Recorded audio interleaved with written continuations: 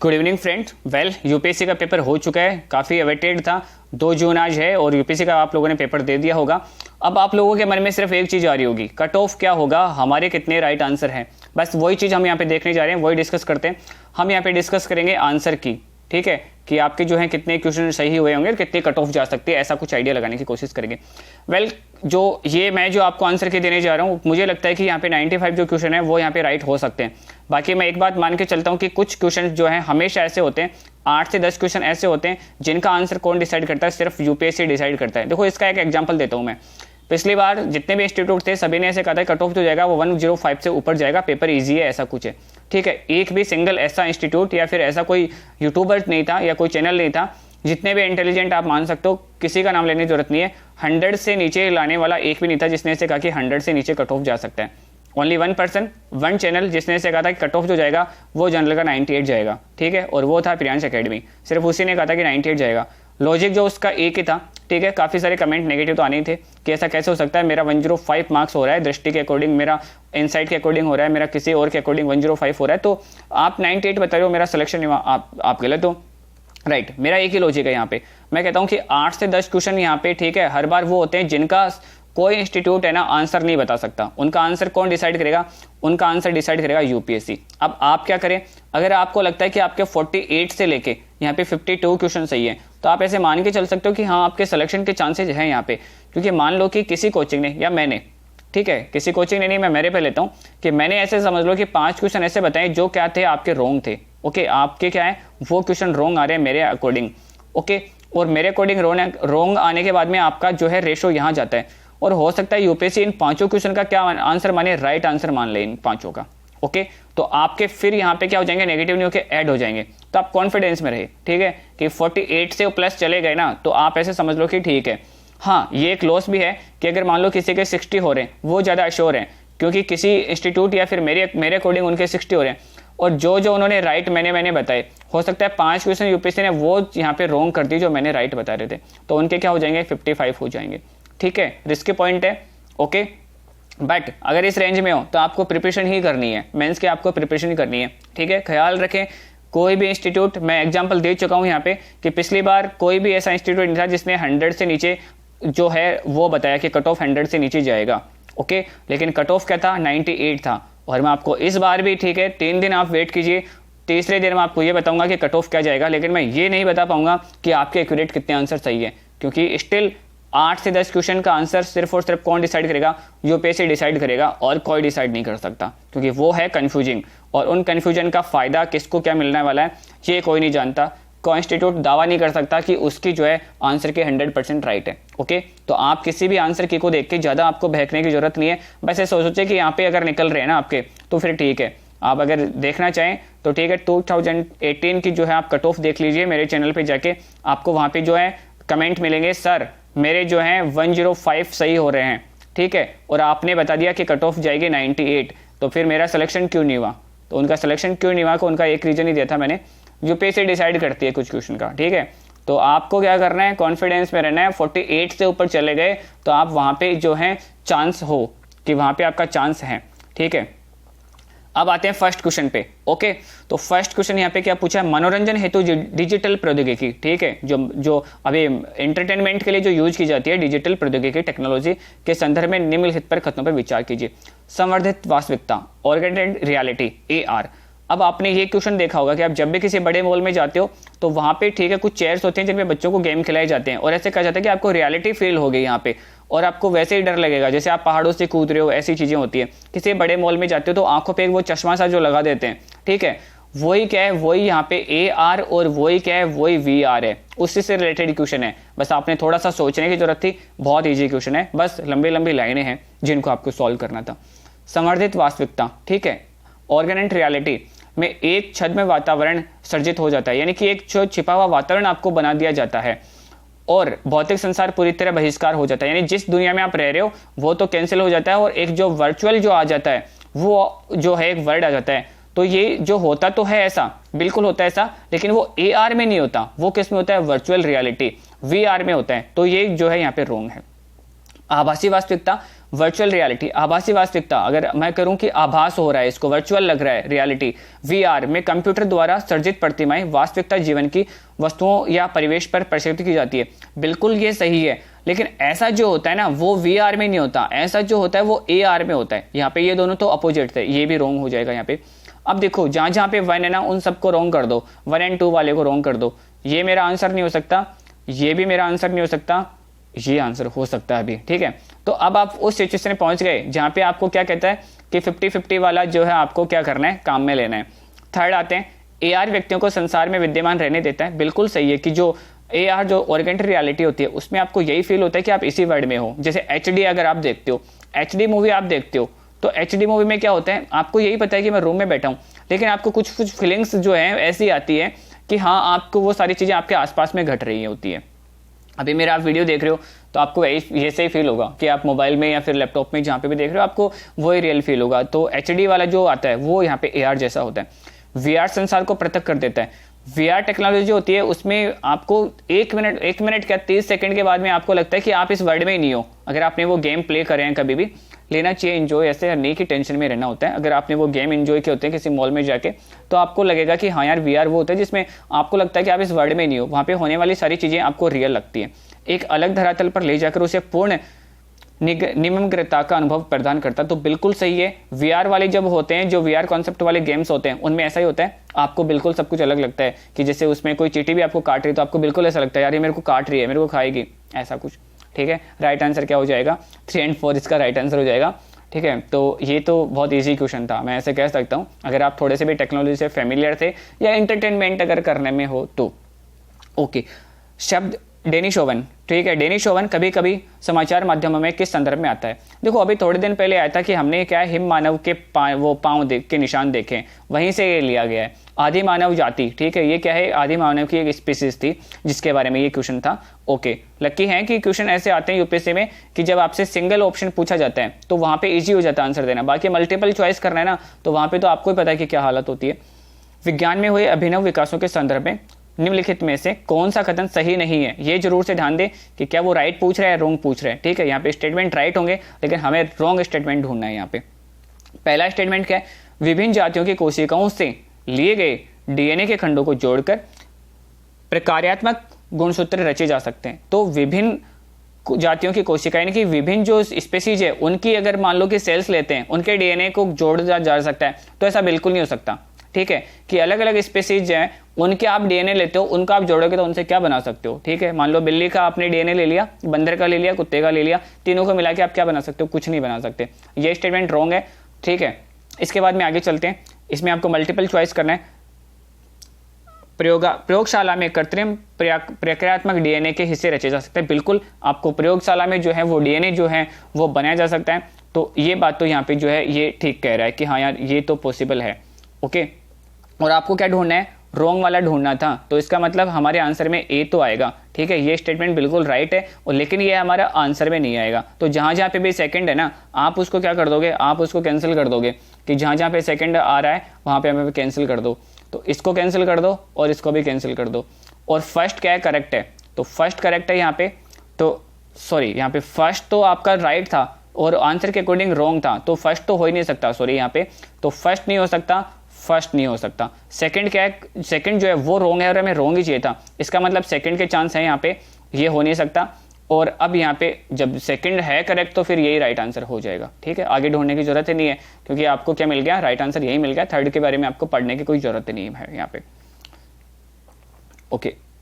Shit, sorry to से, but जो आपको यहाँ पे जो मिल रहा है, किसी जंतु कोशिका से निकाले गए डीएनए किसी भी हिस्से को जीवित कोशिका से जो है राइट आंसर जो है आपका वहीं पे हो जाएगा, जिसमें ए की चूज करना था, तो ए इज द करेक्ट आंसर, ठीक है। सॉरी फॉर दैट कि आपका थर्ड का जो राइट आंसर है वो ए की चूज करना है, उसमें क्या हो जाएगा, उसमें ए इज द करेक्ट आंसर हो जाएगा। इसके बाद में हम आते हैं फोर्थ पे, ठीक है। फोर्थ के एक बार में आपको ये इरेज कर देते हैं ऑप्शंस जो है, फोर्थ स्टेटमेंट जो है उस पर आते हैं कि फोर्थ क्वेश्चन जो है आपका वो क्या कह रहा है। तो just a minute, okay. Digital हस्ताक्षर के बारे में फोर्थ क्वेश्चन क्या कह रहा है कि जो डिजिटल सिग्नेचर होते हैं उनके बारे में। यह एक ऐसा इलेक्ट्रॉनिक अभिलेख है जो इसे जारी करने वाले प्रमाणन प्राधिकारी की पहचान करता है। डिजिटल हस्ताक्षर क्या होते हैं, आजकल आप ऑनलाइन शॉपिंग करते हो तो आपसे क्या करते हैं, मोबाइल की स्क्रीन पे सिग्नेचर कर लेते हैं, आप उंगली से या फिर पेन से सिग्नेचर करते हो, that is called digital signature, वही डिजिटल सिग्नेचर है। तो ये एक इलेक्ट्रॉनिक अभिलेख है, राइट, ठीक है। इससे करने वाला प्रमाणन प्राधिकारी की पहचान करता है, बिल्कुल सही है, पहचान तो होती है उससे हमारी, तो 1 इज द करेक्ट, यानी कि ये करेक्ट है और ये भी, अभी इसका तो कह नहीं सकते बट ये करेक्ट है अभी, और इसमें से भी हमें चूज करना पड़ सकता है। ओके, इंटरनेट पर सूचना या सर्वर तक पहुंच के लिए किसी व्यक्ति की पहचान के प्रमाण के रूप में प्रयुक्त होता है। सेम लाइन वापस रिपीट कर दी कि इंटरनेट या सूचना के ऊपर सर्वर पर जो है आपकी पहचान करता है, जब आप कहीं पे डिजिटल सिग्नेचर करते हो तो राइट है। ओके, 2 इज द करेक्ट, यानी कि ये तो नहीं होगा और ये नहीं होगा और ये भी नहीं होगा, तो फिर यही बचता है 1 और 2, जब इसमें इंक्लूड हो गए तो 3rd is the automatic correct. Okay, 3rd पे आपको जाने की जरूरत नहीं है, 3rd is the automatic correct, वो कॉमन सेंस के कारण ऑटोमेटिक करेक्ट हो जाता है। 5 क्या कह रहा है आपसे, परिधीय प्रौद्योगिकी वेरिएबल टेक्नोलॉजी के संदर्भ में परिधीय उपकरणों द्वारा निम्नलिखित में कौन कौन से कार्य निष्पक्ष जो है निष्पन्न किया जा सकता है। ओके, ये जो क्वेश्चन पूछा है इसमें आपको पूछा है वेरिएबल टेक्नोलॉजी, ठीक है। ये क्वेश्चन आपको पता है कहाँ से लिया गया है, ये क्वेश्चन लिया गया अभी थोड़े दिन पहले एक मूवी आई थी सर्जिकल स्ट्राइक के ऊपर जो थी, ठीक है, सर्जिकल स्ट्राइक के ऊपर जो मूवी थी ना, वहीं से ये लिया गया है। वहाँ पे आपने एक चीज़ देखी कि जो उसमें हीरो था विकी कौशल की मॉम जब खो जाती है, घर से बाहर चली जाती है बिना किसी को बताए, तो जो नर्स होती है वो उस पर थोड़ा गुस्सा करता है, वो नर्स कहती है कि डोंट वरी, मैं उनको ट्रैक कर लूँगी, ठीक है, और वो उनके जो कपड़ों पे कुछ जो है वो चिपका देती हैं चिप्स, जिनसे वो है उनको पहचान लेते हैं। तो वो क्या है, किसी व्यक्ति की अवस्थापना लोकेशन ट्रेस करना, तो बिल्कुल सही है कि लोकेशन जो है वो ट्रेस होती है। इसके बाद में आता है किसी व्यक्ति का निंद्रा मॉनिटरण, यानी कि उसकी जो है नींद में वो है, नींद में वो जग रहा है, वो मॉनिटरण हो जाता है, बिल्कुल सही है। स्वयं दोषयुक्त व्यक्ति की पहचान में सहायता, वो सुनने में थोड़ा सा प्रॉब्लम करती है और इनकी उससे भी हेल्प होती है। तो all statement are correct, it's mean D is the correct. यहाँ पे राइट आंसर क्या हो जाएगा, डी यहाँ पे जो है राइट आंसर हो जाएगा। इसके बाद में चलते हैं क्वेश्चन नंबर 6 पे। 6 किससे रिलेटेड है, आरएनए और डीएनए से रिलेटेड है। आरएनए अंतरक्षेप यानी कि आरएनए इंटरफ्रेश प्रौद्योगिकी में पिछले कुछ वर्षों में लोकप्रियता हासिल की है कि क्यों जो है ये जो है अभी ज़्यादा पॉपुलर क्यों हो रही है, आरएनए इंटरफ्रेश है वो क्यों पॉपुलर हो रहा है। यह जीन अभिव्यक्तिकरण यानी कि जीन साइलेंसिंग रोगोपचार के विकास में प्रयुक्त होता है, बिल्कुल सही है स्टेटमेंट, क्योंकि जो आरएनए टेक्नोलॉजी जो है ना वो इसी पे ये इसका बेस है, तो वो जो है राइट है। इसके बाद में कि इसे कैंसर की चिकित्सा में प्रयोग उपचार विकसित करने हेतु प्रयोग किया जाता है। ये इसका जो पॉपुलर होने का रीजन भी वही है कि इसको कैंसर के उपचार में जो है इसको ज़्यादा यूज किया जाता है। तो स्टेटमेंट 1 और 2 इज द करेक्ट। अगर 1 और 2 इसका जो है करेक्ट है तो अब आगे हम डिसाइड करते हैं कि इसका आंसर क्या हो सकता है। तो देखो 1 और 2, सिर्फ ए ऐसा ऑप्शन है जिसमें 1 और 2 दोनों हैं, बाकी इसके बाद में इसमें भी नहीं है, ये भी रॉन्ग नहीं हो सकता, ये भी नहीं हो सकता, ये भी नहीं हो सकता। बाकी के तीनों जो है ये दोनों स्टेटमेंट हमें देखने की भी जरूरत नहीं है कि दोनों स्टेटमेंट क्या कहना चाहते हैं, क्योंकि 1 और 2 इंक्लूड होना चाहिए। 1 और 2 कहाँ पे इंक्लूड हो रहा है, ओनली जो है आपका ऑप्शन ए है वहाँ पे 1 और 2 जो है इंक्लूड हो रहा है। इसके बाद में करते हैं नेक्स्ट स्टेटमेंट है 7, क्वेश्चन नंबर 7 पे जाते हैं। 7th आपका क्या कर रहा है, हाल ही में वैज्ञानिक ने पृथ्वी अरबों प्रकाश वर्ष दूर विशालकाय ब्लैक होलों से विलय का प्रेक्षण किया है। इस प्रेक्षण का महत्व क्या है कि जो ब्लैक होल से रिलेटेड जो हुआ है, वो जो रिसर्च हुई है उसका जो फायदा क्या है, उसका इंपॉर्टेंस क्या है। तो ये क्वेश्चन थोड़े दिन पहले ही आया था, करंट का ही क्वेश्चन है ये, ठीक है।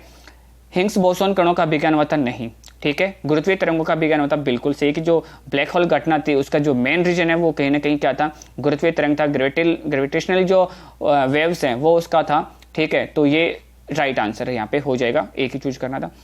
8th क्वेश्चन पे आते हैं। 8th क्वेश्चन आपसे क्या कह रहा है कि निम्नलिखित में से कौन से में सूक्ष्म जैविक रोग जनकों में बहु औषध प्रतिरोध होने के कारण है। ओके, तो यहाँ पे राइट आंसर आपसे पूछा है कुछ व्यक्तियों में आनुवंशिक पूर्ववर्ती, ठीक है, यानी कि ये जो सूक्ष्म जैविक रोग जिनमें बहु औषध जो प्रतिरोध होते हैं उनके क्या रीजन्स हैं। तो कुछ व्यक्तियों में आनुवंशिक पूर्ववर्ती जेनेटिक जो प्रेडिस्पोजिशन का होना है, तो ये यहाँ पे रॉन्ग है। रोग के उपचार के लिए प्रतिजैविक एंटीबायोटिक्स की गलत खुराकें लेना, बिल्कुल ये यहाँ पे सही है कि कुछ लोग जो गलत तरीके की जो ले लेते हैं, एंटीबायोटिक्स ज़्यादा ले लेते हैं, तो उसका यहाँ पे जो है बहु औषध प्रतिरोध, कि बहु औषध प्रतिरोध का मतलब होता है कि बहुत सारी दवाइयाँ आप लेने लग जाते हो, तो क्या करता है कि एक टाइम जाने के बाद में वो दवाइयाँ क्या करती है, आपके ऊपर असर नहीं करती। लाइक कि आप रोज़ जो है सेरेडोन जो एक टेबलेट आती थी सर दर्द के लिए, आप रेगुलर अगर वो लेते हो हर दिन, तो आपको 2-3 महीने बाद में वो असर करना बंद कर देगी। कि उसका क्या रीजन है, तो उसका रीजन क्या आनुवांशिक है क्या, तो आनुवांशिक उसका रीजन नहीं है, कि मतलब मेरे असर नहीं करती तो मेरे बच्चे के भी वो दवाई असर नहीं करेगी, ऐसा तो बिल्कुल नहीं हो सकता ना।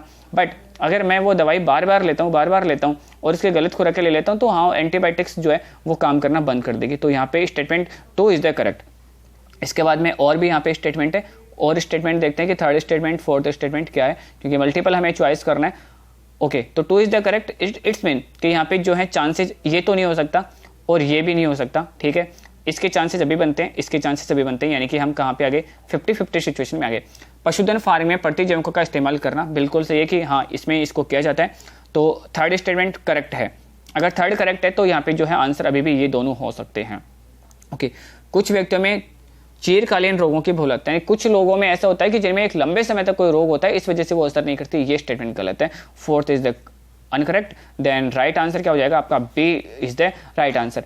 क्वेश्चन नंबर 9 है। 9 देखो आपसे क्या कह रहा है कि समाचार पत्र, कुछ प्राय समाचारों में आने वाला Cas9 जो CAS9 प्रोटीन है वो क्या काम करता है। ये जो समाचार पत्रों को तो छोड़ो, ये जो है टेक्नोलॉजी का क्वेश्चन पूछा गया है यहाँ पे, ठीक है। जो बायोडाइवर्सिटी बायोटेक्नोलॉजी जो है उसका क्वेश्चन है, बड़ा इजी क्वेश्चन है। ओके, लक्ष्य साधित जीन संपादन यानी कि टारगेटेड जीन एडिटिंग, ये क्या करता है? में प्रयुक्त आणविक कैंची, बस यही है। इसको मैच करवा चुके हैं, ये क्वेश्चन पहले पूछ चुका है कि Cas9 जो क्या काम करता है वो एक आणविक कैंची का काम करते हैं। कि आप एक जो है ये बॉडी में जो है एक जीन है, ये एक जीन है जिसको आप टारगेट करके हो काटने के लिए, तो ये जीन को काटने का काम कौन करता है? आणविक कैंची का काम करता है। काटने का काम कौन करता है? Cas9, ठीक है, CAS9। बट बहुत ईजी क्वेश्चन है, ठीक है, अगर आपने पढ़ा है तो। बाकी पढ़ा ही होगा। अगर आपने टेक्नोलॉजी शुरू करी है तो बायोटेक्नोलॉजी यहीं से शुरू होती है। ओके, नेक्स्ट क्वेश्चन 10 क्वेश्चन है। 10 क्वेश्चन क्या पूछ रहे हो आपसे? सही नहीं, पहले तो ये देखें कि क्या पूछ रहा है, सही है या सही नहीं है। नहीं, सही नहीं है वो पूछ रहा है, तो हमें रॉन्ग स्टेटमेंट ढूंढना है। पहला स्टेटमेंट क्या कहता है? यकृतशोथ बी विषाणु काफी कुछ HIV की तरह ही संचारित होता है। बिल्कुल सही है। यकृतशोथ बी जो विषाणु है वो काफी कुछ HIV विषाणु की तरह ही होता है। ओके, ये तो राइट है, लेकिन हमें रॉन्ग ढूंढना है, तो ये हमारा आंसर नहीं हो सकता। ओके, यकृतशोथ C का टीका होता है, बिल्कुल होता है, जबकि यकृतशोथ B का कोई टीका नहीं होता है। नहीं, इसका भी तो टीका होता है। तो यही वो स्टेटमेंट है जो रॉन्ग है और हमें रॉन्ग ढूंढना था। तो राइट आंसर क्या हो जाएगा? B is the right answer. यहाँ पे 10 का क्या हो जाएगा? B is the right answer. इसके बाद में आते हैं question number 11। Where is the 11? या जस्ट ए मिनट,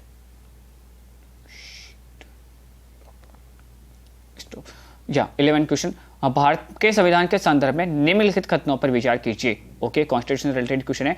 किसी भी केंद्रीय विधि यानी कि सेंट्रल लॉ को संवैधानिक रूप से अवैध घोषित करने की किसी भी उच्च न्यायालय की अधिकारिता नहीं होगी। ये कहना चाहता है कि अगर सेंट्रल ने कोई लॉ बना दिया, ठीक है, कोई भी सेंट्रल लॉ है, तो उसको जो हमारे हाई कोर्ट्स हैं वो क्या कर सकते हैं? वो उसको इलीगल घोषित नहीं कर सकते। ऐसा नहीं हो सकता। अगर मान लीजिए कि फंडामेंटल राइट से रिलेटेड अगर कोई लॉ बन गया और उसकी सुनवाई कहाँ पे हो रही है? उसकी सुनवाई हाई कोर्ट में हो रही है, तो हाई कोर्ट भी उसको क्या कर सकता है? कैंसिल कर सकता है। तो स्टेटमेंट जो है वहाँ पे क्या होगा? नहीं होगी। तो ये तो रॉन्ग हो जाएगा यहाँ पे। ओके, हो सकता है जहाँ जहाँ पे ए है सबको कैंसिल कर दो, ये कैंसिल और ये भी कैंसिल, और इसका तो भी पता नहीं है, ठीक है। वेल, भारत के संविधान में किसी भी संशोधन पर भारत के उच्चतम न्यायालय द्वारा प्रश्न नहीं उठाया जा सकता। बिल्कुल उठाया जा सकता है प्रश्न। जुडिशियल रिव्यू इसी का तो नाम है, जो जुडिशियल रिव्यू है वो इसी का नाम है। और ये क्वेश्चन तो प्रियांश एकेडमी ने आपको बताया भी था, आर्टिकल 13(2) अगर आपने पढ़ा है फंडामेंटल राइट्स वाले चैप्टर में तो वहाँ से है ये, तो राइट है, जुडिशियल रिव्यू बिल्कुल होता है, ऐसा नहीं हो सकता। तो और आपसे क्या पूछ रहा है? भारत के संविधान में किसी संशोधन पर भारत के उच्चतम न्यायालय द्वारा प्रश्न नहीं उठाया जा सकता। उठाया तो जा सकता है, इसका मतलब ये भी स्टेटमेंट जो है वो गलत है। उठाया जा सकता है, यहाँ पे नहीं दे दिया, उठाया जा सकता है, दोनों स्टेटमेंट रॉन्ग है यहाँ पे। ये लो, तो आंसर क्या हो जाएगा? डी हो जाएगा यहाँ पे राइट आंसर। नेक्स्ट क्वेश्चन देखते हैं। नेक्स्ट क्वेश्चन क्या है? परचेजिंग पावर से रिलेटेड यहाँ पे क्वेश्चन है। ओके, ये करंट का क्वेश्चन है। क्रय शक्ति क्षमता परचेजिंग पावर पैरिटी PPP विनिमय दरों की गणना विभिन्न देशों में एक समान वस्तुओं और सेवाओं के मूल्य की तुलना में की जाती है। बिल्कुल सही स्टेटमेंट है। ये क्या कहना चाहते हैं कि अगर कोई मोबाइल, ये एक मोबाइल है जो इंडिया में 100 रुपये में बिकता है, तो इसके यूएसए में भी क्या प्राइस होनी चाहिए? इसकी यूएसए में भी 100 रुपये इसकी प्राइस होनी चाहिए। मान लो कि वहाँ पे डॉलर का जो है $1 का जो $1 की वैल्यू है वो वहाँ पे क्या है? ये $1 है जिसकी वैल्यू क्या है? 10 रुपये। तो वो वहाँ पे कितने डॉलर में बिकना चाहिए? $10 में वो वहाँ पे बिकना चाहिए। अदरवाइज क्या होगा कि मोबाइल अगर मान लो कि 100 रुपये में इंडिया में बिकता है और 80 रुपीज़ में क्या मिलता है? यूएसए में मिलता है, तो मैं क्या करूँगा? मैं यूएसए से जो है वो आईफोन खरीदूंगा, तो फिर इंडिया का मार्केट जो है वो खराब हो जाएगा। इसलिए परचेजिंग पावर पैरिटी का लागू किया जाना जो है वो है कि इसमें एक ही प्राइस होनी चाहिए। प्रोडक्ट कोई अगर है या फिर कोई सर्विस ले रहे हैं तो उसकी जो है प्राइस एक ही होनी चाहिए। ये कह रहा है। स्टेटमेंट 1 बिल्कुल सही है, जहां जहां पे 1 है वो सही होंगे, बाकी क्या हो जाएंगे, गलत हो जाएंगे, ये दोनों गलत हो जाएंगे। 50-50 आ चुके आप। PPP के संदर्भ में भारत की विश्व की छठी सबसे बड़ी अर्थव्यवस्था है, कि भारत जो है वो छठी अर्थव्यवस्था है। भारत छठी अर्थव्यवस्था नहीं है, भारत जो है वो थर्ड अर्थव्यवस्था है। तो स्टेटमेंट जो है 2 is the wrong, it's mean जो राइट आंसर क्या हो जाएगा, 1 इज द राइट आंसर। इसके बाद में हम चलते हैं क्वेश्चन नंबर 12 हमने कर लिया। क्वेश्चन नंबर 13 की तरफ चलते हैं। What is the third question. या भारत पिछले 5 वर्षों में खरीफ की फसलों की खेती के संदर्भ में, यानी खरीफ की जो फसलें होती है उसके बारे में आपको बताने की क्या हो रहा था 5 साल में। धान की खेती के अंतर्गत क्षेत्र अधिकतम है, कि धान की जो खेती होती है वो हमारा जो है ना एरिया वो जो है हमारा अधिक है, हम ऐसा यहाँ पे कहने वाले हैं। तो बिल्कुल सही स्टेटमेंट है कि धान की जो खेती है ना वो ज़्यादा होती है। देखो यूपी है, इसके बाद बिहार मान लीजिए, आप पंजाब मान लीजिए, और महाराष्ट्र मान लीजिए, साउथ के कुछ जो है तमिलनाडु, ये सभी क्या करते हैं, धान की खेती करते हैं। तो धान का जो खेती है वो हमारा बड़ा है। स्टेटमेंट बिल्कुल सही है। जहाँ जहाँ पे एक है उन सबको सही कर दो आप। ओके, अब यहाँ पे तो क्वेश्चन हो ही नहीं सकता। सेकंड आपसे क्या कह रहा है, जवार की खेती के अंतर्गत क्षेत्र तिलहनों की खेती के अंतर्गत क्षेत्र की तुलना से अधिक है, कि हम जवार ज़्यादा बोते हैं, नहीं कि हम तिलहन ज़्यादा बोते हैं। स्टेटमेंट गलत है, हम जवार नहीं, हम तिलहन ज़्यादा बोते हैं। तेल की ज़्यादा जरूरत होती है, जवार की ज़्यादा जरूरत यहाँ पे नहीं होती है। Okay, so 2 is the incorrect. Then ये दोनों तो गए, ओके ये भी गया। तो राइट आंसर क्या हो जाएगा, A is the correct answer. बहुत ईजी क्वेश्चन इस तरह से हमने कर लिया आसानी से। 14 क्वेश्चन, ठीक है। 14 क्वेश्चन करंट का है। भारत द्वारा आयातित कृषि जिनसों में पिछले 5 वर्षों में निम्नलिखित में से किस एक का मूल्य के आधार पर। अब पता है क्या पूछा यहाँ पे ये पूछा कि हम जो है आयात तो कर रहे हैं, मैक्सिमम आयात कर रहे हैं, बट प्राइस के अकॉर्डिंग किसको कर रहे हैं। मैक्सिमम आयात इनमें से हम कर रहे हैं दाल का, ओके, लेकिन जो प्राइस, अगर प्राइस के अकॉर्डिंग देखा जाए तो वो क्या हो जाएगा, वनस्पति तेल हो जाएगा। राइट आंसर क्या हो जाएगा, D is the correct answer, कि वनस्पति तेल जो वेजिटेबल ऑयल है हम उसको ज्यादा आयात कर रहे हैं according to price. Okay, quantity अगर बात करें तो दलहन हो सकता है, बट प्राइस की बात करें तो वनस्पति हो सकता नहीं है करेक्ट। 15 क्वेश्चन, राज्य व्यवस्था के संदर्भ में निम्नलिखित में से एक को आप स्वतंत्रता सर्वाधिक उपयुक्त व्याख्या के रूप में स्वीकार करेंगे। ओके, क्या पूछ रहे हैं कि लिबर्टी, आप लिबर्टी किसको मानते हो, ठीक है, आप लिबर्टी किसको मानते हो इससे कोई फर्क नहीं पड़ता, हमारा कॉन्स्टिट्यूशन किसको मानता है इससे फर्क पड़ेगा। तो इसमें पता है 2 आंसर आपको देखने को मिलेंगे। एक तो ये वाला बी, नियंत्रण का अभाव, कि अगर कंट्रोल नहीं है तो क्या है, लिबर्टी है। बट एक ये भी है यहाँ पे, इच्छा अनुसार कुछ करने का, अगर मैं मेरी मर्जी से कुछ करूँ तो मैं मतलब लिबर्टी है मेरे को, फ्रीडम है मेरे को, ये भी हो सकता है। स्वयं को पूर्णतः विकसित करने का अवसर हमारी जो, बट ये दोनों क्या है, ये नेगेटिव सेंस है। ये कैसे हैं, ये दोनों के दोनों क्या है, नेगेटिव सेंस है। ओके, पॉजिटिव सेंस यही है, स्वयं को पूर्णतः विकसित करने का। और ये कहाँ पे है, ये हमारे आर्टिकल 19 जो 1 है उसमें ये कहा गया है कि स्वयं को पूर्णतः विकसित करने का जो अवसर है वो ही क्या लिबर्टी है। और इसमें जो हमको लिबर्टी दी गई है, जैसे कि हमें राइट टू स्पीच दिया गया है, राइट टू प्रोफेशन दिया गया है, राइट टू जो रेजिडेंस दिया गया है, वो सारा क्या है, वो सारा का सारा खुद को विकसित करने के लिए दिया गया है। तो राइट आंसर क्या हो जाएगा, डी।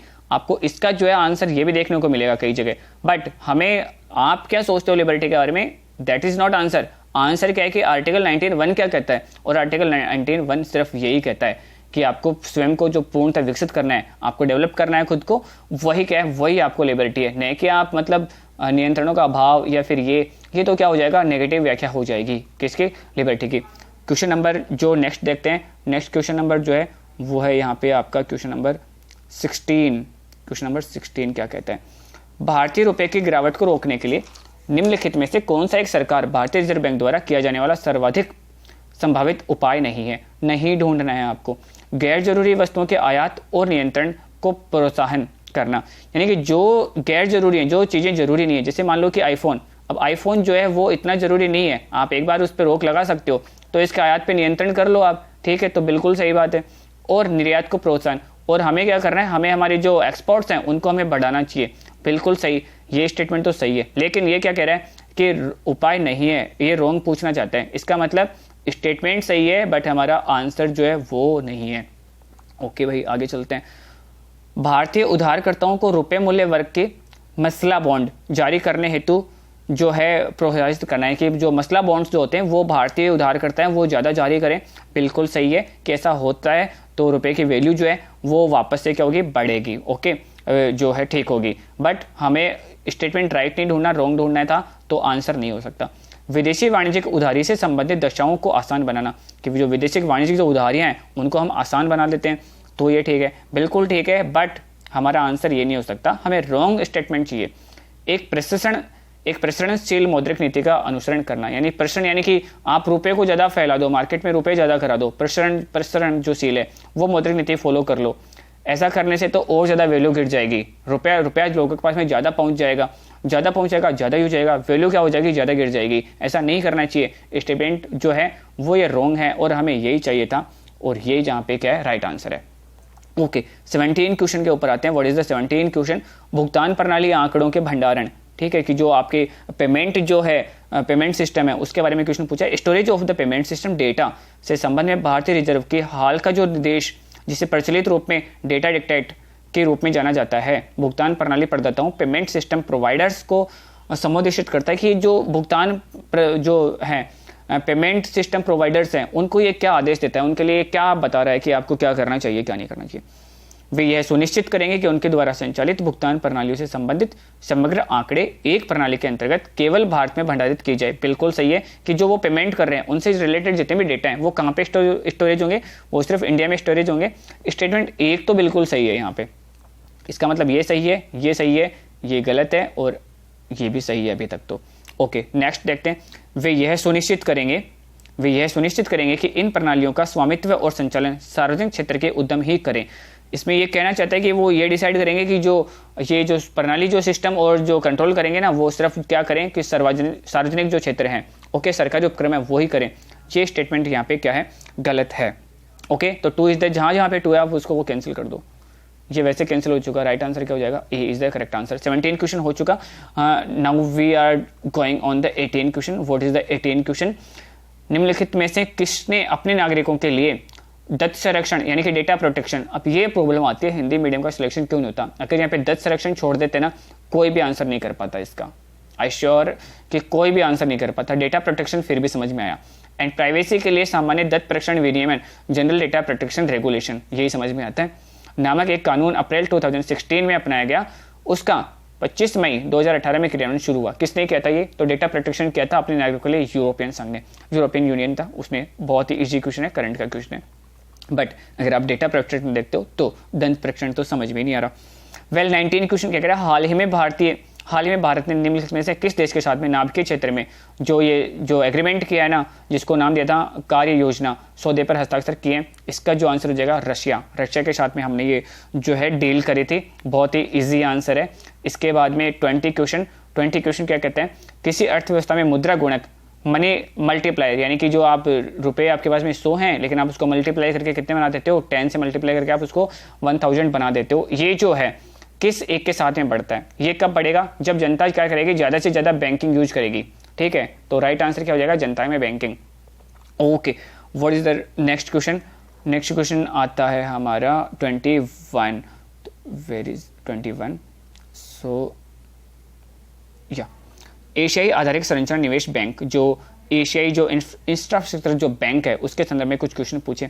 इसमें जो कंट्रीज जो हैं, सदस्य राष्ट्र हैं, वो कितने हैं? तो वो देखो इसने कह रखे 80 से प्लस हैं, बिल्कुल सही है। 85 कुछ इसमें जो मेंबर्स हैं, तो ये स्टेटमेंट तो बिल्कुल सही है।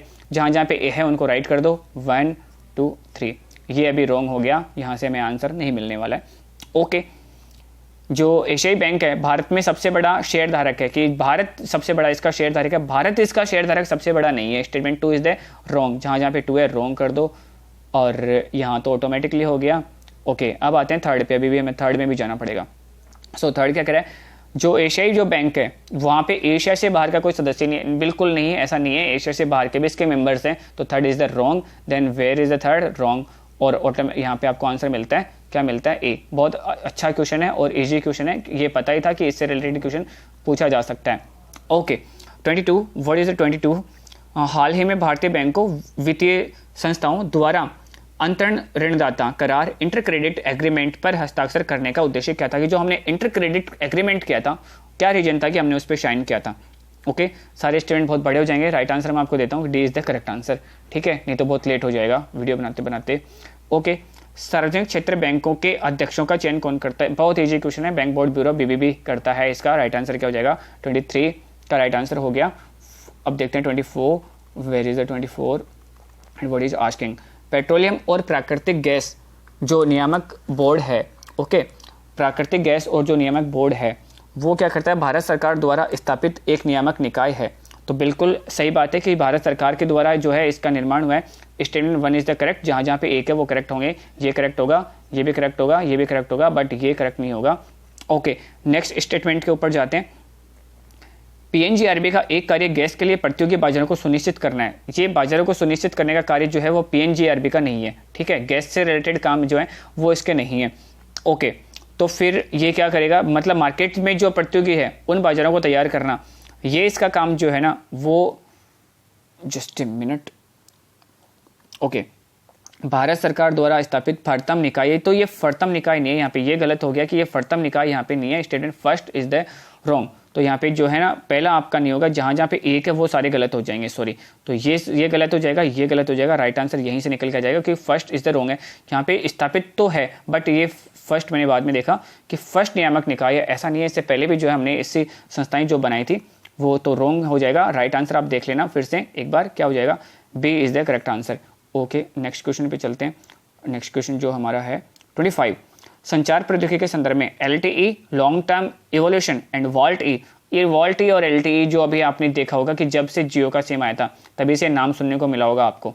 ओके, बहुत ईजी क्वेश्चन है, आप इसको देखने को देखेंगे तो LTE को साधारणतः 3G के रूप में विपणित किया जाता है और वॉल्ट ई को साधारणतः उन्नत 3G के रूप में विपणित किया जाता है। अब देखो, आपको एक बात पता चली होगी उस टाइम पे कि जियो की सिम उसी फोन में काम करेगी जो क्या होगा, 4G होगा, ठीक है, और 4G आने के बाद में वॉल्ट ई और ELT का पता चला। इसका मतलब कि LTE और वॉल्ट ई जो है वो 3G में तो काम ही नहीं करते थे। तो statement 1 is the wrong, wrong and wrong. क्या बचा आपके पास में, अभी 2 देखना पड़ेगा हमें, सॉरी। LTE डेटा ओनली तकनीक है और वॉल्ट ई वॉइस ओनली तकनीक है। बिल्कुल सही कह रहा है कि जो ये है वो बिल्कुल, सॉरी, ये भी यहाँ पे रॉन्ग है। ओके, तो दोनों स्टेटमेंट रॉन्ग हो जाएंगे। राइट आंसर क्या हो जाएगा, D, D is the correct answer. 26 की तरफ चलते हैं। Now we are going to on 26, question number 26। What is asking, मातृत्व लाभ, मैटरनिटी जो बेनिफिट्स हैं उसके बारे में पूछा है, जो अभी स्कीम आई थी 2017 में, ठीक है, मैटरनिटी लीव की बात कर रहे थे इसमें। गर्भवती महिला प्रसव पूर्व 3 महीने और प्रसवोत्तर 3 महीने के लिए सवेतन अवकाश रहे के हकदार है। ये बात ठीक है कि 6 महीने की छुट्टी मिलेगी, लेकिन 6 महीने ऐसे नहीं थे कि वो डिलीवरी से पहले 3 महीने काउंट होंगे और डिलीवरी के बाद में 3 महीने काउंट होंगे, ऐसा बिल्कुल नहीं था। Wrong statement. ओके, ये रॉन्ग हो गया, ये रॉन्ग हो गया, ठीक है। नेक्स्ट क्वेश्चन, शिशु गृह वाले, ठीक है, 20 जो क्वेश्चन हमारा 26 है, शिशु गृह वाले प्रतिष्ठानों के लिए माताओं को प्रतिदिन कम से कम 6 बार शिशु गृह में जाने की अनुमति देना अनिवार्य होगा। नहीं, ऐसा बिल्कुल नहीं है, तो रॉन्ग स्टेटमेंट हो जाएगा। 2 इज द रॉन्ग, बचता ही एक ही है, फिर 3rd इज द करेक्ट। 2 बच्चों वाली महिलाओं को न्यूनीकृत हक मिलेंगे, ठीक है, सिर्फ 2 बच्चों वाली को मिलेंगे, जिनके 2 बेबी है ओनली, उन्हीं को ये छुट्टियां उठियां और इनको बेनिफिट मिलेंगे। जिनके बेबी 3rd होता है उनको ये बेनिफिट्स नहीं मिलेंगे। Okay, 20, now we are going to on the 27। Where is the 27 question, 27। एक विश्व बैंक के कारोबार में जो ईज ऑफ डूइंग बिजनेस है उसके बारे में पूछा आपसे कि उसका उप सूचकांक नहीं है, उसका बेसिक क्या नहीं है। तो ये क्वेश्चन मैंने आपको बताया भी था कि ईज ऑफ डूइंग की रैंक आपसे नहीं पूछेंगे। अब ये पूछेंगे कि इसको कौन तो इसका डेटा बनाता है, कौन जारी करता है रिपोर्ट, एंड इसके बेसिक्स क्या होते हैं। कानून और व्यवस्था बनाए रखना, यही नहीं है इसका। बाकी तो सारे कर आपको टैक्स देने होते हैं, ये देने होते हैं, ये देने होते हैं, तो राइट नहीं पूछा इसने, तो यही नहीं है। राइट आंसर क्या हो जाएगा, A is the correct answer. आपको फर्स्ट में जो है आपको इसका आंसर जो है मिल गया। Okay, 28 question, now 27 then 28। Where is the 28, या सॉरी,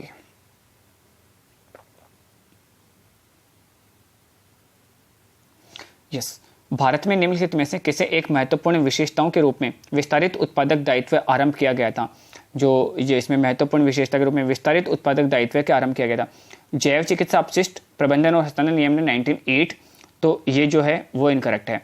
ओके, पुनःचक्रित प्लास्टिक निर्माण उपयोग नियम 99, ये भी जो है वो रॉन्ग है। ई अपशिष्ट रिलेटेड ये C is the correct answer. Okay, C इसका करेक्ट आंसर हो जाएगा। इसके बाद में हम देखते हैं भारतीय खाद्य निगम, इज गोइंग या 29। भारतीय खाद्य निगम खाद्यों की आर्थिक लागत के न्यूनतम समर्थन मूल्य और किसानों को भुगतान किए गए बोनस यदि कुछ हैं तो साथ साथ क्या शामिल है। ये पूछ रहा है कि जो आप MSP की बात करते हो, जब आप MSP देते हो न्यूनतम समर्थक मूल्य, तो उसी में एक बोनस ऐड करने की आपने बात करी है। वो बोनस के बेस क्या होते हैं। केवल परिवहन लागत, केवल परिवहन लागत केवल आते ही गलत हो जाए क्योंकि मल्टीपल है ये। केवल ब्याज लागत गलत है, मल्टीपल आते ही गलत हो जाए। प्रापण प्रासंगिक प्रभार तथा वितरण लागत, राइट। कि जो आपको यहाँ पे जो है राइट आंसर वो सी राइट आंसर है। प्रापण, प्रासंगिक प्रभार और वितरण लागत जितनी भी होती है वो सारे आपको यहाँ पे देने होते हैं। ओके, इसके बाद में क्वेश्चन नंबर 30 की तरफ बढ़ेंगे। 30 क्या पूछ रहा है आपसे, देश के संदर्भ में निम्न में से देश सामाजिक पूंजी सोशल कैपिटल क्या है। सोशल कैपिटल आपसे पूछा है जनसंख्या में साक्षर का अनुपात। रॉन्ग, क्योंकि कैपिटल समाज जो है ना उसमें सिर्फ पढ़े लिखे हो लोग हों उन्हीं का रेशो। नो। इसके भवनों और आधारित संरचना से मशीनों का स्टॉक। नो। कार्यशील आयु समय में जनसंख्या का भाव। नो। समाज में आपसी भरोसा और सामंजस्य का स्तर। बिल्कुल सही है। अगर मैं कहूँ कि मेरी सोशल कैपिटल क्या है, फिर मेरी सोशल इमेज क्या है, तो आप इससे कॉमन सेंस लगाएं कि मेरी सोशल इमेज क्या हो सकती है, लोग मेरे पे कितना भरोसा करते हैं और लोगों के साथ मेरा कोऑर्डिनेशन कैसा है, वही क्या है मेरी सोशल इमेज है। और वो मेरी सोशल इमेज है वही क्या है, वो मेरी सोशल कैपिटल है या वो मेरी सोशल इनकम जो है वो यही है कि लोग मेरे पे कितना ट्रस्ट करते हैं। राइट आंसर क्या हो जाएगा, D is the correct answer. Okay, इसके बाद में बढ़ते हैं हम 31। So here is the question 31। सेवा क्षेत्र उपागम किसके कार्य क्षेत्र के अधीन क्रियान्वित किया गया था। जो सेवा क्षेत्र जो है वो किसके अधीन कार्य करने के लिए गया था। बड़ा इजी क्वेश्चन है, जो है लीड बैंकिंग स्कीम जो है अग्रिम बैंकिंग योजना। राइट आंसर ये हो जाएगा। इसके बाद में जो नेक्स्ट क्वेश्चन देखते हैं 32 क्या कह रहा है, भारत में गौण खनिज प्रबंधन के संदर्भ में ये जो गौण खनिज जो होते हैं सेकेंडरी जिनको मिनरल्स बोला जाता है, ओके, वो इसके बारे में पूछा है। इस देश में विद्यमान विधि के अनुसार रेत एक गौण खनिज है। बिल्कुल सही है। ये क्वेश्चन आपको मिला है राजस्थान में जो बजरी का जो खनन हो रहा था अवैध, उससे रिलेटेड है कि जो बजरी होती है वो एक तरह की क्या होती है, रेत ही होती है, और उसके क्या हो रहा था, उसका अवैध खनन हो रहा था, काफ़ी ये चर्चा में आया था, उससे रिलेटेड है। तो बिल्कुल सही बात है कि उस टाइम बजरी को भी इन्होंने खनिज माना था और कह रहे थे कि रेत भी क्या खनिज है और इसका भी खनन नहीं होना चाहिए, क्योंकि नदी की जो घाटियां होती है उनमें होता है, उसमें बड़ी परेशान करते हैं। गौण खनिजों के खनन पट्टे प्रदान करने की शक्ति राज्य सरकारों के पास में है, किंतु गौण खनिजों को प्रदान करने से संबंधित नियमों को बनाने के बारे में शक्तियां केंद्र सरकार के पास में नहीं। ऐसा नहीं है, उल्टा बना दिया इन्होंने। ठीक है, गौण खनिज जो देंगे वो सेंट्रल गवर्नमेंट देगी, नहीं कि स्टेट गवर्नमेंट। गौण खनिजों के अवैध खनन को रोकने के लिए नियम बनाने की शक्ति राज्य सरकार के पास में। बिल्कुल सही है। देखो मैं यही कह रहा था कि जो अवैध खनन हो रहा था उससे से रिलेटेड ये था। ओके, तो राइट क्या हो जाएगा, 1 and 3 is the correct answer. A is the यहाँ पे correct answer. Okay, now we are going to 33 question. भारत का अधिकांश विदेशी ऋण सरकारी एवं सरकारी शत्रुओं के ऋणी होने के द्वारा है कि भारत का जो मैक्सिमम लोन है ना वो इस सरकारी है। बिल्कुल सही स्टेटमेंट है, ये सही है, ये गलत है, अभी इसके चांसेज हैं और ये तो गलत है। भारत का सारा विदेशी ऋण यूएस डॉलर के मूल्य वर्ग में। नो, कि सारा जो हमारे पास में जो लोग हमारे से पैसे मांगते हैं वो क्या मांगते हैं, वो यूएस डॉलर में ही मांगते हैं। ऐसा नहीं है, रशिया और ये कुछ कंट्रीज हैं जो हमसे क्या करते हैं, रुपए में भी हमसे जो है पेमेंट ले सकते हैं। ओके, इसीलिए हम इनको जो है हमारे फ्रेंड होने का ज़्यादा जो देते हैं। तो राइट यहाँ पे 2 statement is the wrong, then correct 1 is the 1 की statement 1 is the correct. Okay, next है, भारत में किसी वाणिज्यिक बैंक की परिसंपत्ति में क्या शामिल नहीं है पूछा है आपसे। ओके, तो अग्रिम जो उसकी होती है वो होती है, जमा जो होती है वो उसकी पूंजी मानी जाती है, निवेश जो उसने किया है वो भी सब उसी की पूंजी मानी जाती है, उसके पास में कैपिटल माना जाता है, ये तीनों तो माना जाता है। तो ये हमारे आंसर नहीं होंगे। राइट आंसर क्या है, जो बच गया वो राइट आंसर है यार। 35।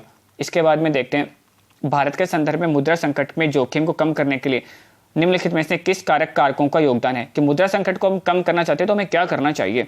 भारत के आईटी सेक्टर के विदेशी मुद्रा का अर्जन। बिल्कुल सही है यहाँ पे कि भारत का जो आईटी सेक्टर है वो क्या करे, मान लो कि हमारे ऊपर संकट आ चुका है, ठीक है, फाइनेंशियली हम जो है क्राइसिस में है, तो हमारा आईटी सेक्टर क्या होता है, विदेशी मुद्रा का अर्जन करता है, यानी बाहर से पैसे लेके आते हैं, तो ये तो बेनिफिशियल है ना, गुड, राइट। सरकारी व्यय को बढ़ा दो आप, सरकारी व्यय को बढ़ा दोगे तो कैसे काम चलेगा, सरकारी व्यय तो कम होना चाहिए ना, तो ये लो, ये कैंसिल हो जाएगा। अब यहीं से मिल गया, केवल 1 2 जहाँ पे ना उनको कैंसिल कर दो, 2 यहाँ पे 2 यहाँ पे, ओके, थर्ड पे भी आना पड़ेगा अभी। तो विदेश भारतीयों द्वारा भेजे गए धन का, हाँ ठीक है, विदेशी जो विदेश में जो भारतीय रहते हैं वो यहाँ पे खूब सारे पैसे भेजें तो फायदा होगा। बिल्कुल 1 and 3 is the correct, common sense है, नो एन इकोनॉमी, यहाँ पे कोई इकोनॉमी नहीं है, बस ये कॉमन सेंस आपका काम करना चाहिए, फिर ठीक है। 36 क्या कह रहा है कि भारत में से किसका एक सुझाव था कि राज्यपाल को उस राज्य के बाहर का एक प्रतिष्ठित व्यक्ति होना चाहिए, यानी जो स्टेट है ना हमारे यहाँ पे उस स्टेट का पर्सन वहाँ का राज्यपाल नहीं होना चाहिए। किसने कहा था, राज्यपाल से रिलेटेड जो एक कमीशन था वो था सरकारी आयोग, ठीक है, सरकारी आयोग ने ये कहा था। 1983 का सरकारी आयोग है, काफ़ी चर्चा में रहता है, हमेशा इससे क्वेश्चन पूछे जाते हैं। सरकारी आयोग इज द करेक्ट आंसर। पूंजीकृत विदेशी पोर्टफोलियो निवेशकों द्वारा विदेशी निवेशकों को जो स्वयं के सीधे पंजीकृत कराए बिना भारतीय स्टॉक बाजार का हिस्सा बनना चाहते हैं उनके लिए क्या जारी किया जाता है। तो उनके लिए जो जारी किया जाता है जमा प्रमाण पत्र नो, वाणिज्यिक पत्र नो, वचन जो प्रोमिनरी नोट होता है वो नो, सहभागिता पत्र बिल्कुल सही यहाँ पे, जो सहभागिता पत्र उनके लिए जारी किया जाता है। ओके 38 विधि के अनुसार प्रतिपूरक वनीकरण कोष प्रबंधन एवं योजना प्राधिकरण राष्ट्रीय राज्य दोनों स्तर पर होते हैं। विधि के अनुसार प्रतिपूरक वनीकरण कोष प्रबंध योजना प्राधिकरण राष्ट्रीय एवं राज्य स्तर दोनों स्तर पर होते हैं। तो ये स्टेटमेंट तो बिल्कुल सही है कि जो वन के लिए जो काम करते हैं ना उसके लिए जो राष्ट्रीय योजनाएं जो है दोनों स्तर पर होते हैं, सेंट्रल पे भी और स्टेट पे भी। करेक्ट, तो ये करेक्ट है, ये करेक्ट नहीं है, ये करेक्ट हो सकता है, ये करेक्ट नहीं है। ओके सेकंड, प्रतिपूरक वनीकरण नियम अधिनियम 2016 अधीन चलाए गए प्रतिपूरक वनीकरण कार्यक्रम में लोगों की सहभागिता अनिवार्य, लोगों की सहभागिता अनिवार्य नहीं है, वो उनके मर्जी पे। स्टेटमेंट 2 इज द इनकरेक्ट, यानी जरूरी नहीं कि मैंडेटरी नहीं है कि लोग उसमें क्या करें, पार्टिसिपेट करें, तो ये तो जरूरी नहीं है ना। तो सिर्फ क्या हो जाएगा, करेक्ट क्या हो जाएगा, A is the correct, C is wrong. Now 39 question. So Bharat दूरसंचार, बीमा, विद्युत आदि ऐसे क्षेत्रों स्वतंत्र नियामकों का पुनरीक्षण निम्नलिखित में से कौन करता है? तो इसका काम, ये जो काम है वो कौन करता है? संसद द्वारा गठित समितियां। क्या संसद द्वारा गठित समितियां करती है? बिल्कुल सही है, संसद द्वारा गठित समितियां तो करती हैं। ओके, जैसे 2G घोटाले में आपको देखने मिला था, दूरसंचार से रिलेटेड जो था। ओके, संसदीय विभाग संबंधी स्थायी समितियां, बिल्कुल सही है। वित्त आयोग नो, वित्त आयोग यहाँ पे नहीं है। जहाँ जहाँ पे थर्ड है रॉन्ग कर दो, रॉन्ग। ये इसलिए रॉन्ग क्योंकि इसमें इन्होंने वन को इंक्लूड नहीं किया, ठीक है ना। तो राइट आंसर क्या हो जाएगा, A is the correct answer. ठीक है, आपको 4 5 पे तो जाना ही नहीं है क्योंकि आपको पहले ही पता चल गया कि राइट आंसर किस तरह से लगाना है। ओके, पंचवर्षीय योजना 5 ईयर प्लान से रिलेटेड क्वेश्चन। भारत के पंचवर्षीय योजनाओं के संदर्भ में निम्न में कौन सा कथन सही है पूछा है आपसे। दूसरी पंचवर्षीय योजना, पहले का पूछा इसने, दूसरी पंचवर्षीय योजना बुनियादी तथा पूंजीगत वस्तु उद्योगों से प्रतिस्पर्धा की दिशा में निश्चयात्मक जोर दिया गया था। बिल्कुल सही कह रहा है यहाँ पे कि दूसरी जो हमारी जो 5 ईयर प्लान था उसमें हमारा टारगेट, फर्स्ट में हमारा टारगेट था कृषि और सेकंड में हमारा टारगेट क्या था, उद्योग। तो स्टेटमेंट बिल्कुल सही है। ये चांस है, ये नहीं है, ये नहीं है, सॉरी हाँ, ये तो दोनों नहीं हो सकते ना, ये भी हो सकता है। ओके, सेकंड स्टेटमेंट पे जाते हैं। चौथी जो पंचवर्षीय योजना थी, ओके, योजना में संपत्ति तथा आर्थिक शक्ति को बढ़ाने संकेंद्रण की पूर्ण प्रवृत्ति के सुधार का उद्देश्य अपनाया गया था। स्टेटमेंट बिल्कुल सही है, 2 इज द करेक्ट। ओके, तो ये सही है। अभी थर्ड भी स्टेटमेंट देखना पड़ेगा हमें। पांचवी पंचवर्षीय योजना में पहली बार वित्तीय क्षेत्र को योजना एवं अभिन्न अंग के रूप में शामिल किया गया था, नहीं ऐसा नहीं था। तो थर्ड इज द रॉन्ग। तो राइट आंसर क्या हो जाएगा, A is the correct answer. 41 now question number 41 Bharat में विशिष्ट, क्या क्वेश्चन पूछ रहा है, भारत में विशिष्ट असुरक्षित जनजाति समूह पर्टिकुलरली ग्लोबल जो वल्नरेबल जो ट्राइब्स हैं उनसे रिलेटेड क्वेश्चन है। समूह को यहाँ पे निम्न पर विचार कीजिए। ओके, फर्स्ट स्टेटमेंट यहाँ पे क्या कह रहा है, जो पीवीटीजी जो देश हैं 18 राज्यों तथा एक संघ क्षेत्र में निवास करते हैं। नहीं, ऐसा नहीं है कि 18 क्षेत्रों में सिर्फ और सिर्फ जो है हमारे यहाँ पे 18 जो है स्टेट्स में, मोर देन ये जो है 22 जो है हमारे यहाँ पे स्टेटेज हैं जिनमें ये हैं। तो फर्स्ट स्टेटमेंट यहाँ पे क्या हो जाएगा, रॉन्ग हो जाएगा। जो जहाँ पे एक दे रखा है सभी को रॉन्ग कर दो और काम खत्म। और ये देखो इसका answer wrong and wrong and wrong and then right. Okay, 42 question जो है वो क्या कह रहा है, 42 भारतीय कॉन्स्टिट्यूशन से रिलेटेड क्वेश्चन है। भारत के संविधान के संदर्भ में सामान्य विधियों में अंतर्विष्ट प्रतिषेध अथवा निर्बंधन अथवा उपबंधन अनुच्छेद 142 के अधीन संवैधानिक शक्तियों पर प्रतिषेध तथा निर्बंधन की तरह कार्य नहीं करते। निम्नलिखित में से कौन सा इसका अर्थ हो सकता है कि जो इसके अर्थ जो है ना वो क्या सकते हैं। तो भारत के निर्वाचन आयोग तथा अपने कर्तव्यों का निर्वहन करते समय लिए गए निर्णयों को किसी भी न्यायालय में चुनौती नहीं दी जा सकती है। अगर इलेक्शन कमीशन कुछ करता है तो उसके जो कार्य हैं उनको भी क्या हो सकता है, जुडिशियल रिव्यू के अंदर तो आएंगे, तो फर्स्ट तो नहीं हो सकता। ओके, सेकंड है भारत का उच्चतम न्यायालय अपनी शक्तियों प्रयोग में संसद द्वारा निर्मित विधियों से बाध्य नहीं होता। बिल्कुल सही बात है कि भारत का जो सुप्रीम कोर्ट है, संसद अगर उस पर कुछ जो लिमिटेशन लगाती है तो वो जरूरी नहीं कि माने। Right answer B. Okay, article 148 पूछ रहा था यहाँ पे जो सुप्रीम कोर्ट से रिलेटेड है। Now we are going on the 43 question. भारत के किसी राज्य की विधानसभा के संदर्भ में जो विधानसभाएं हैं, ठीक है, उनके बारे में क्वेश्चन पूछे। वर्ष के प्रथम सत्र के प्रारंभ में राज्यपाल सदन के सदस्यों से रूढ़िगत संबोधन करता है। जो पहला जो होता है उसमें जो फर्स्ट जो उनका सेशन होता है उसमें राज्यपाल जो है उनसे बात करता है, बिल्कुल सही है, स्टेटमेंट 1 इज़ द करेक्ट। तो ये स्टेटमेंट, ये ऑप्शन राइट है, ये रॉन्ग है एंड ये भी रॉन्ग है। सेकंड स्टेटमेंट क्या कहते हैं, जब किसी विशिष्ट विषय पर राज्य विधानमंडल के पास कोई नियम नहीं होता तो उस विषय पर वह लोकसभा के नियम का पालन करता है, बिल्कुल सही है कि जब वो खुद नहीं जानते कि हमारे यहाँ पे ये लॉ नहीं है तो वो जो है हमारी लोकसभा उसी का लॉ फॉलो करेंगे। क्यों करेंगे, क्योंकि हमारे यहाँ पे जो राज्य विधानमंडल है ना, वो भी हमने कैसे बनाए, वो भी संघ सरकार में जहाँ पे जो वहाँ पे जो हमारी लोकसभा है, लोकसभा के जैसे हमने क्या बनाए, राज्यों में भी हमने विधानमंडल बनाए, तो करेक्ट आंसर हो जाएगा। नाउ अब देखते हैं 44 भ्रष्टाचार के विरुद्ध संयुक्त राष्ट्र कन्वेंशन, यूनाइटेड नेशन कन्वेंशन जो अगेंस्ट करप्शन था उससे रिलेटेड यहाँ पे क्वेश्चन है। बहुत बड़े स्टेटमेंट है यहाँ पे, सभी क्वेश्चन को एक्सप्लेन नहीं करके मैं आपको डायरेक्ट जो है राइट आंसर बताता हूँ। राइट आंसर जो हो जाएगा इसका B is the correct answer, आप डायरेक्ट आंसर देख लीजिए। ओके, नेक्स्ट है 45 भारतीय वन अधिनियम 1927 में हाल में हुए संशोधन में वन निवासियों को वन क्षेत्र में उगने वाले बांस को काट गिराने का अधिकार है। ओके, क्या ऐसा है क्या, तो ये जो स्टेटमेंट है नहीं है बिल्कुल, क्योंकि बांस को तो अब जो इन्होंने बिल्कुल पेड़ बता दिया है तो अब उसको काट नहीं सकते, तो ये स्टेटमेंट क्या हो जाएगा आपका रॉन्ग हो जाएगा। ओके, मल्टीपल चॉइस करना है हमें, जहाँ जहाँ पे एक है सबको कैंसिल कर देते हैं, ये कैंसिल हो जाएगा, ये कैंसिल हो जाएगा, बट अभी हमें 2 और 3 देखना पड़ेगा। Where is the 2 statement and 3 statement. Second statement क्या कह रहा है,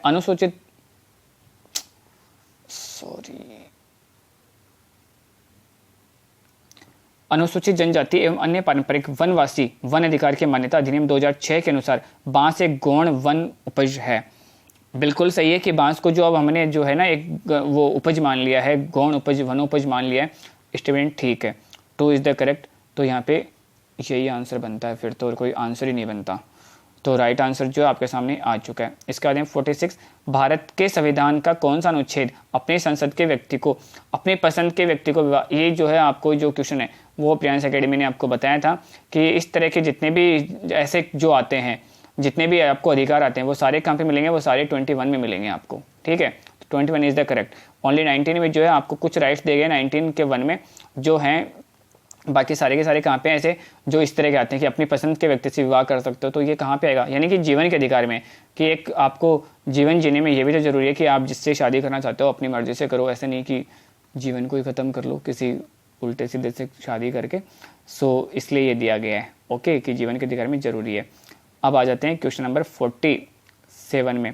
तो where is the question number 47 या भारतीय पेटेंट अधिनियम के अनुसार किसी बीज को बनाने की जैव प्रक्रिया को भारत में पेटेंट नहीं कराया जा सकता। भारत में पेटेंट जो है कराया जा सकता है, तो बिल्कुल सही है स्टेटमेंट के भारत में इसको कराया जा सकता है बिल्कुल। तो यहाँ पे जो एक जो आ रहे हैं वो स्टेटमेंट क्या हो जाएंगे, जहाँ पे एक है वो सही हो जाएंगे।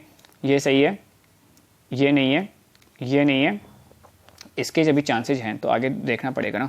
सेकेंड स्टेटमेंट क्या कहता है, भारत में कोई बौद्धिक संपदा अपील बोर्ड नहीं है। बौद्धिक संपदा से रिलेटेड जो है भारत में इसके लिए कोई अलग बोर्ड नहीं बनाया गया। बिल्कुल सही है कि हम सुप्रीम कोर्ट ही जाते हैं, इससे रिलेटेड और कोई बोर्ड है नहीं यहाँ पे। तो statement 2 is the wrong, then 1 ये वाला सही है इसके अलावा, ठीक है। तो राइट आंसर क्या हो जाएगा, जस्ट ए मिनट, सॉरी भारतीय पेटेंट अधिनियम के अनुसार किसी बीज को बनाने की जैव प्रक्रिया में भारत को पेटेंट कराया जा सकता है, नहीं कराया जा सकता, ठीक है। ये स्टेटमेंट जो है ना, एक जो है ना वो आपका स्टेटमेंट रॉन्ग है, ओके। जहाँ जहाँ पे एक है वो रॉन्ग होंगे, ये रॉन्ग हो जाएगा, ये भी रॉन्ग हो जाएगा। इसके बाद में 2 पे भारत में कोई बौद्धिक संपदा अपील बोर्ड नहीं है, तो स्टेटमेंट जो है ना वो ये भी रॉन्ग है कि ना ऐसा भारत में अपील बोर्ड नहीं है। तो भारत में तो क्या है कि अपील बोर्ड जो है वो है, तो ये स्टेटमेंट क्या हो जाएगा, रॉन्ग हो जाएगा, ओके। तो ये भी नहीं होगा। भारत में पेटेंट कराए जाने के पात्र नहीं, पादप किस में भारत में पेटेंट कराए जाने के पात्र नहीं है, तो ये ठीक है। तो ये यहाँ पे स्टेटमेंट जो है वो 3rd is the correct. Right answer देख लेना, सी है यहाँ पे राइट आंसर। इसके बाद में क्वेश्चन नंबर 48 की तरफ जाते हैं। 48 पर्यावरण संरक्षण अधिनियम 1986 भारत सरकार को सशक्त करता है कि पर्यावरणीय संरक्षण की प्रक्रिया में लोक सहभागिता की आवश्यकता और इसे हासिल करने की प्रक्रिया की रीति विवरण दे, ओके। स्टेटमेंट बिल्कुल सही है। यह विभिन्न स्रोतों से पर्यावरणीय प्रदूषकों के उत्सर्जन और विसर्जन मान को निर्धारित करे, ये नहीं है इसके लिए काम, बस यही है कि आप जो है ये इसको सहभागिता बढ़ाने की आप कोशिश करोगे तो सॉरी ये नहीं है इसका काम कि आप सहभागिता बढ़ाने की कोशिश करोगे, ये इसका काम नहीं है। इसका काम ये है कि वह विभिन्न स्रोतों से पर्यावरणीय प्रदूषकों के उत्सर्जन और विसर्जन के मानक निर्धारित करे। तो 2 इज द करेक्ट आंसर। 48 का जो है राइट आंसर क्या हो जाएगा। इसके बाद हम देखते हैं 49, भारत में ठोस अपशिष्ट प्रबंधन नियम 2016 ओके के अनुसार निम्नलिखित में से एक कथन सही है, राइट आंसर पूछ रहे हैं यहाँ पे। तो अपशिष्ट उत्पादक को 5 कोटियों में अलग अलग करने होंगे। नो, इसके लिए सिर्फ 3 कोटियां बनाई गई है हमने कि 3 कैटेगरीज बनाई है, 5 नहीं बनाई है। ये नियम केवल अधिसूचित नगरीय स्थानीय निकायों, अधिसूचित नगरों तथा सभी औद्योगिक नगरों पर लागू होंगे। नहीं, ये भी स्टेटमेंट रॉन्ग है। इस नियम के अपशिष्ट भराव स्थलों तथा अपशिष्ट प्रसंस्करण सुविधाओं के लिए सटीक और ब्यौरेवार मानदंड उपबंधित होंगे। राइट, तो इसका राइट आंसर क्या हो जाएगा सी। इसके बाद में क्वेश्चन नंबर 50 पे आते हैं। औद्योगिक रोजगार स्थायी केंद्रीय संशोधन नियम 2018 के अनुसार यदि नियम अवधि रोजगार के लिए नियमों को कार्यान्वित किया जाता है तो फर्म कंपनियों के रोजगारों की छंटनी करना अपेक्षाकृत आसान हो जाता है। बिल्कुल सही है। इसके बाद में अस्थायी कामगारों के मामलों में रोजगार समाप्त करने के लिए कोई नोटिस देना आवश्यक नहीं है। बिल्कुल, ये जो है ना ये भी सही है बिल्कुल कि अस्थायी अगर कामगार है उनको हटा रहे हो तो नोटिस देना उनके लिए जो है आवश्यक नहीं है। स्टेटमेंट बिल्कुल सही है, तो दोनों स्टेटमेंट यहाँ पे राइट हो जाएंगे। वेल, ये 50 क्वेश्चन के हमने आंसर देख लिए। नेक्स्ट 50 क्वेश्चन का हम अगले सेशन में देखते हैं, नहीं तो वीडियो बहुत ज़्यादा लंबा हो जाएगा। ओके।